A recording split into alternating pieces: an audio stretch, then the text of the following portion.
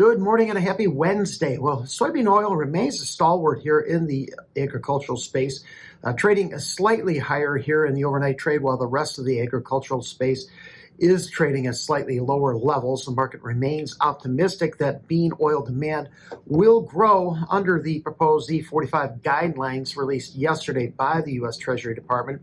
The 170-page document is now open for public review for over the next 60 days.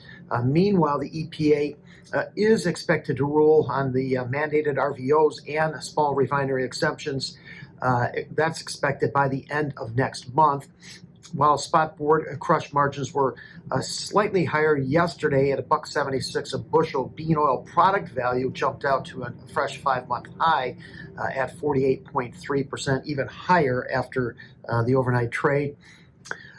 Looking at weather, South America, hot, dry conditions throughout January across much of east, central, and southern Argentina. A more active weather pattern is expected into the middle part of February, bringing the potential for some much-needed relief. How this rainfall lays out here over the next week to 10 days, I think is going to be a key determinant for the rest of Q1 in terms of price discovery.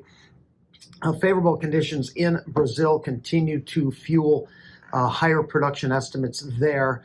Here in the U.S., dry across much of the central Midwest over the next week, with only some light shower activity in the southern plains, a little bit around the Great Lakes region and portions of the eastern Corn Belt. Virtually no precipitation for the central and northern plains. Gradually warming with much above normal temperatures across much of the central Midwest, looking out through the next couple of weeks. Spot crude oil right now, that is just slightly higher, up 10 cents a barrel. The U.S. dollar is also just ever so slightly higher. March corn, that is currently down 2 cents at 426.5, holding just above session lows.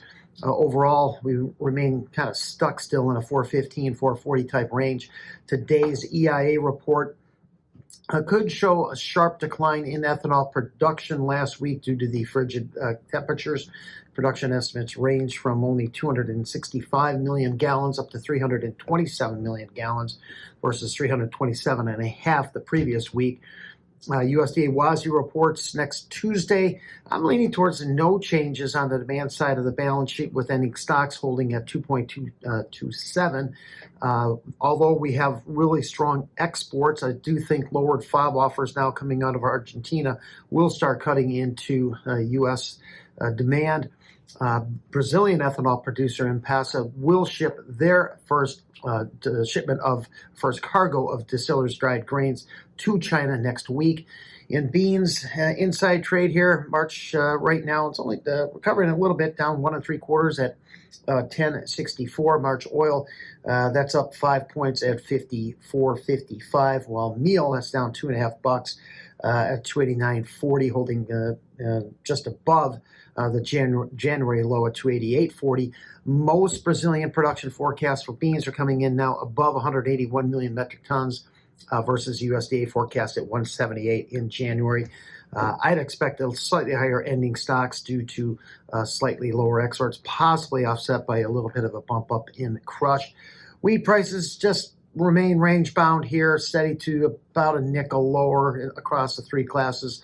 March Chicago down 3 cents at 5.25 3/4, holding just above its 50-day moving average. March Kansas City down 5 at 5.30.